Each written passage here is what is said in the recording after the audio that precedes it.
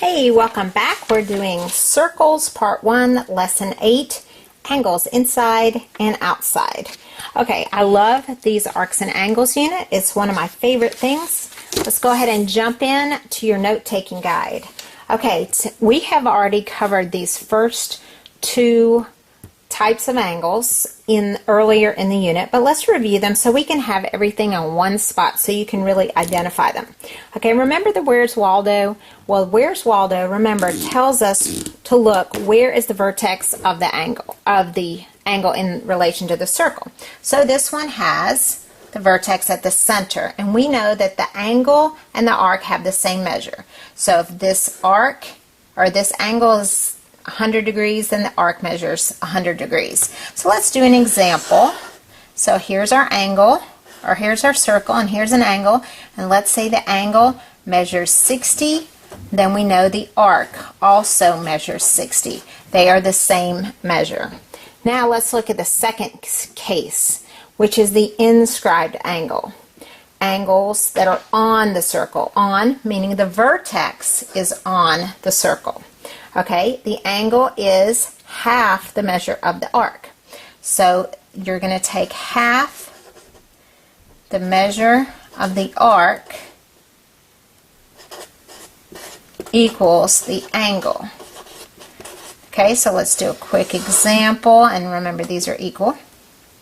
Okay, so if the arc measures 78, we would take half of that, and half of that would be 39.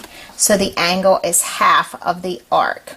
Or given the angle, let's say, is 80, then the arc up here is 160. So that's the relationship both forward and backward. Okay, now we're going to look at our two new cases.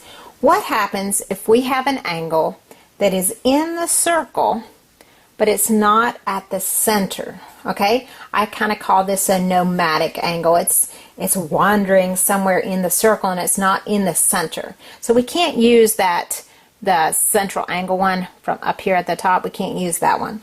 Okay, what we're going to do is we're going to look at the angles that are inside the circle. The angle measure is the average of the measure of the intercepted arcs by the angle and its vertical angles. Okay, that sounds kind of confusing, doesn't it? Okay, well, not really once we get it drawn. Okay, let's say we're looking for this angle right here. Okay, all we have to do is look at kind of the arc up here and the arc down here. I kind of think of it as a bow tie, so I'm going to turn this for a second and kind of look at it as a bow tie rule. Okay, if this is your bow tie, we know that these two angles are congruent because they're vertical angles. So what arcs do they intercept? This arc and this arc. So you got arc 1 and arc 2. So what the rule says is we're going to average them. That means add and divide by 2. So we're going to take arc 1 plus arc 2, and we're going to divide it by 2, and that's going to equal the measure of the angle, okay, in the center. So let's throw some numbers up there so you can kind of see how this works. Let's say that the angle up here is 100 and the angle down here is 120. Okay, to find this angle in the middle, or these two angles, I'm going to just take 100 plus 120 and divide them by 2. So the sum of those is 220, and 220 divided by 2 is 110. So that means each one of these angles measures 110. It's the average of those. Okay, now remember, we're going to have to do another step here at some point, not necessarily yet, but I just wanted to preface this. What do we know about these angles? Well, if this one is 110 and we have a straight line here, aren't these two supplementary? So if this is 110, I can subtract it from 180 and get this side. So this side would be 70, and we know these are vertical, so that side would be 70.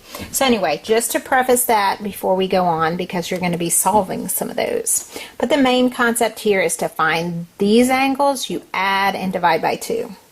Okay, angles outside the circle. Okay, how does that work? Well, you have an angle outside the circle, and notice we have two secants. Well, a secant crosses the circle twice, doesn't it? Now, this one's drawn with two secants, but you can actually have it with two tangents, or a tangent and a secant also. Okay, but the main thing is the vertex of the angle lies outside the circle. So, the angle measure is half the difference of the measure of the arcs that are intercepted by the angle. So notice we have two arcs that are inside the mouth. We have this one, a small one, and this one, a larger one. We're going to take the difference of those, which means we're going to subtract and divide by 2. So we're going to take arc 1, the larger arc, minus arc 2, the smaller arc, and divide them by 2. And that gives us the measure of the angle outside the circle. Let's throw some numbers in there this time. Okay, let's say that arc 1 is 120. And this little arc down here is 40. All we're going to do is take 120 minus 40 and divide by 2. So 120 minus 40 is 80. And 80 divided by 2 is 40. So that means this angle out here is 40 degrees. Now, it's not because this arc is 40. It's because when we take the difference and divide by 2, we get 40. Okay? So that's how you find angles on the outside of the circle. Now, we're going to be doing some forward and backwards ones, but always stick with these formulas. Okay, I'm going to give you a helpful hint to help you remember when to add and when to subtract. So let me zoom out just a little. Okay, there's a very lopsided circle. There we go, that one's a little bit better. Okay, let's think about the bow tie rule and the one on the inside for a minute. Okay, and then we're going to look at the outside angle. Okay, first of all, what symbol do you see inside the circle? You see kind of, if you look at it sideways, you kind of see it as a plus sign. So we're going to add the arcs on this one and divide by 2. What do you see as a symbol on the inside of this circle? It looks like just a straight line, so it's more like subtraction. So you're going to subtract those arcs and divide by 2 to find the angles. Okay? So there you go. Just a quick little visual that may help you remember how the formulas for those. So the ones on the inside you add, the ones on the outside you subtract the arcs. Okay, so let's try a couple of these problems, and we've got a couple review. So let's look at these together, see what we can do. Okay, second page of your note-taking guide. Okay, let's look at this first one. Where is the vertex? The vertex is on the circle. So this is an inscribed angle. So all we need to do is take that and double it times 2 to get the arc. So 62 times 2 is 124. So that is the arc measure from A to C. So that's just an inscribed angle. How about this one, second one? Okay, where's the vertex? The vertex, again, is on the circle, but notice this is a tangent. That's what makes it a little bit trickier to see, but you still use the same rule. All you're looking for is where is the vertex. The vertex is on the circle, so here is the angle. The arc is 84, so this time I'm going backwards, so I've got to make it smaller. So I'm going to take 84 and divide by 2, and that's 42. So the angle is 42 degrees. Okay, so those are two inscribed angles. Now let's look at some of the new ones. Okay, we're looking for this angle right here, and it's not at the center of the circle. If it was, we would have a 113 degree angle and we'd be done, but it's not, so we have to use the bow tie rule. So let's kind of draw and see which arcs we're using.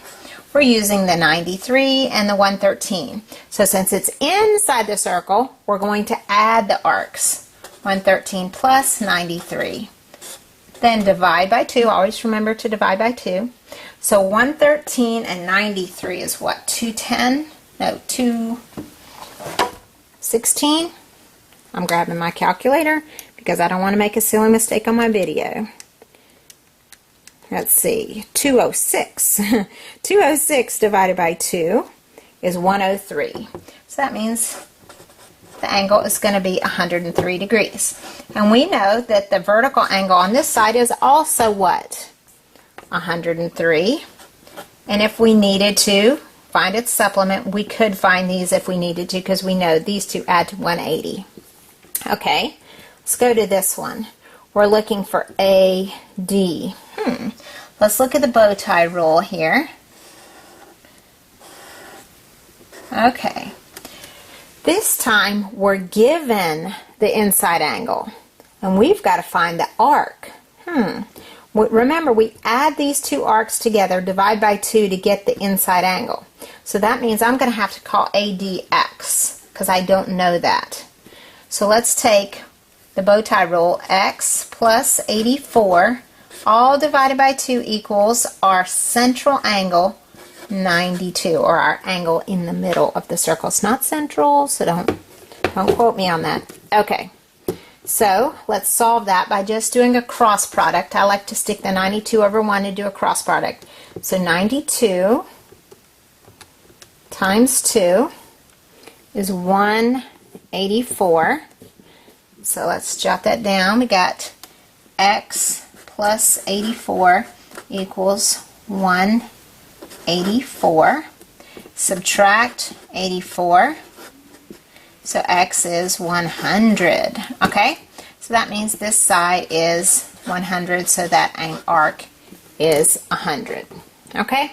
So that's kind of how you would solve it if you're missing an arc. Just use your formula. Arc plus arc divided by 2 is equal to the angle.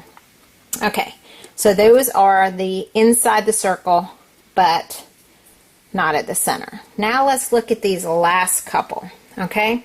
This one's outside the circle, so I've got to look at my intercepted arcs, okay? Big arc, small arc, divided by 2 is equal to the angle. So 65 minus 15, and remember this is the subtraction one, so that's going to be what, 50 divided by 2, so that's 25. So the angle out here is 25 degrees. Big arc minus small arc divided by 2. Remember, this is the subtraction one. Okay, now here's a backwards one. We have the angle, we have one arc, but we're missing this arc. Use the same rule of thumb. Big arc, which is 70, minus small arc. We don't know, so we're going to call that X. All divided by 2 is equal to 27. My rule is cross products, so let's stick a 1 under the 27 and do a cross product. 27 times 2 is 54, is equal to 70 minus X. So subtract 54 from 70, and we get what? 16 is equal to X. So that means this arc is 16 degrees. Okay, so that's how you work those out. Now it's your turn. You've got some practice problems on inside and outside. Good luck to you.